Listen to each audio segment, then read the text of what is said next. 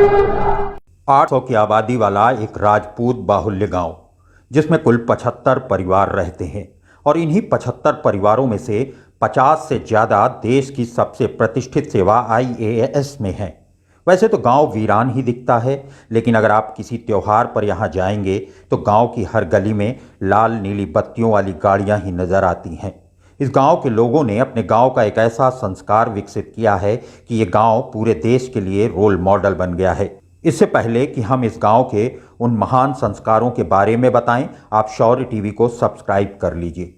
उत्तर प्रदेश के जौनपुर जिले के सिरकोनी ब्लॉक में स्थित माधोपुर पट्टी गांव के युवाओं ने बिना किसी संसाधन के अपनी कड़ी मेहनत और लगन से बुलंदियों को छू रहे हैं।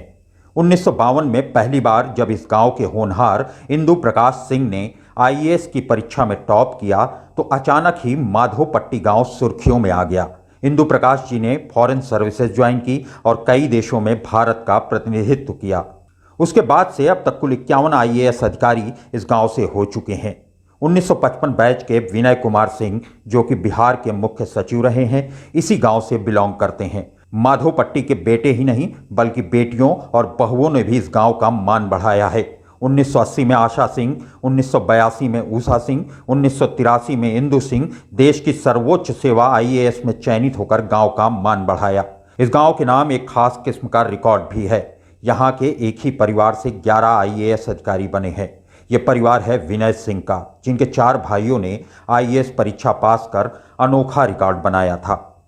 1955 में परिवार के बेटे विनय सिंह ने सिविल सर्विसेज की परीक्षा पास की थी। उनके बाद भाई छत्रपाल सिंह और अजय कुमार सिंह भी 1964 में आईएएस बने।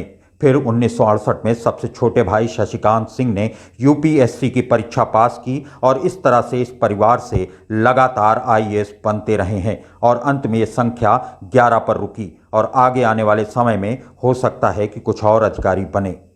सोलंकी राजपूतों के इस गांव से देश को आईएएस, पीसीएस अधिकारियों के साथ ही बेहतरीन ऑर्गेनाइजेशंस जैसे इसरो और बार्क और Asian development bank of Manila में उच्च पदों पर कार्यरत व्यक्तित्व दिया है। माधोपट्टी गांव के युवाओं में कंपटीशन की भावना इतनी प्रबल है कि कम उम्र में ही यहाँ के युवा आईएएस और पीसीएस बनने के सपने देखने के साथ ही उस दिशा में तैयारी में भी जुट जाते हैं। देश के लिए मिसाल इस गांव के राजपूतों ने आईएएस की परीक्षा में अपना परचम भले ही लहराया हो, लेकिन आज भी इस गांव में कई बेसिक फैसिलिटी नहीं है। हमारी यहाँ के राजपूत